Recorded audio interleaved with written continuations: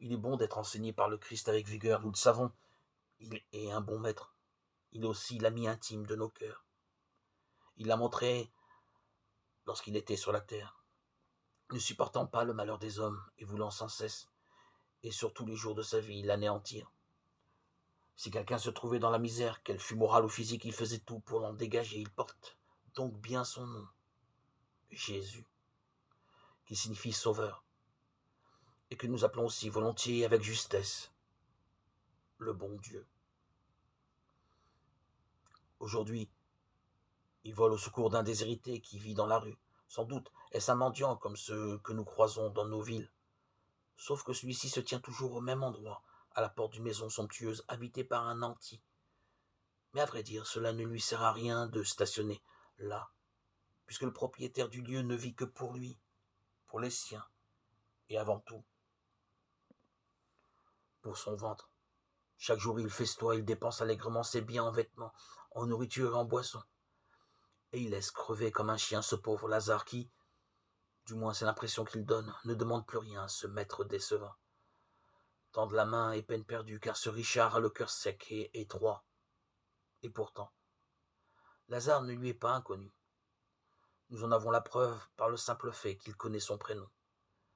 Mais, comme nous le constatons, il ne le soulage en rien. Il n'y a que les chiens qui viennent côtoyer ce pauvre, en lui léchant les plaies, une manière comme une autre d'aimer. Heureusement que, souvent, les animaux sont là et viennent au secours de la solitude humaine, qui est une plaie terrifiante. Il nous faut donc remercier tous les chiens et tous les chats de la terre pour la mission de consolation qu'ils accomplissent au nom de Dieu, sans jamais juger leur maître.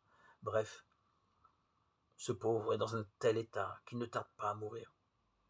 Les anges se mettent alors en quatre pour aller le chercher et le conduire. Tenez-vous bien, à la droite du Père. Et la roue tourne, ainsi va la vie. C'est maintenant au tour du riche de plier bagage, sans rien emporter bien sûr, et de se retrouver face à Abraham. En fait, tous deux vont se parler de loin, car si Abraham est au ciel au coude à coude avec Lazare, le riche est quelque part aux prises avec la souffrance dans un sauna mystérieux. Et là, la leçon va commencer. Administrée par Abraham lui-même, cette leçon, ne nous égarons pas, et pour nous. Comprenons bien, Dieu n'est pas un partisan de la lutte des classes. La richesse n'est pas a priori un handicap pour plaire à Dieu et pour vivre un jour éternellement en sa présence. Son fils fustige ici l'attitude désastreuse de quelqu'un qui, tout puissant en raison de ses richesses, n'a songé qu'à lui, n'a pas même élevé les yeux sur la misère qui l'entourait. Il s'est gavé, un point c'est tout. Et cependant il reste en lui un peu d'amour. Il voudrait que ses frères qui mènent la même vie que lui soient prévenus par Abraham du sort qui les attend. Mais Abraham rétorque par un niet vigoureux, en rappelant que dans l'Écriture sainte, tout est écrit en matière d'amour et de bonté à réaliser, et qu'il est inutile d'en rajouter.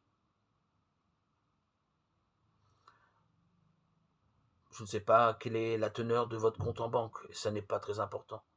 On peut être pauvre et arrogant et déplaire terriblement à Dieu. Ce qui compte, c'est que vous et moi, nous ouvrions les yeux sur les malheurs d'autrui, et que nous cherchions à les en délivrer. Il ne s'agit pas de vider nos comptes en banque, il s'agit d'être bons et généreux avec ceux qui n'ont pas de chance dans la vie. Allons, aimons davantage et le plus concrètement possible.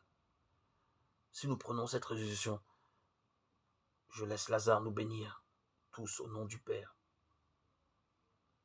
du Fils et du Saint-Esprit. Amen.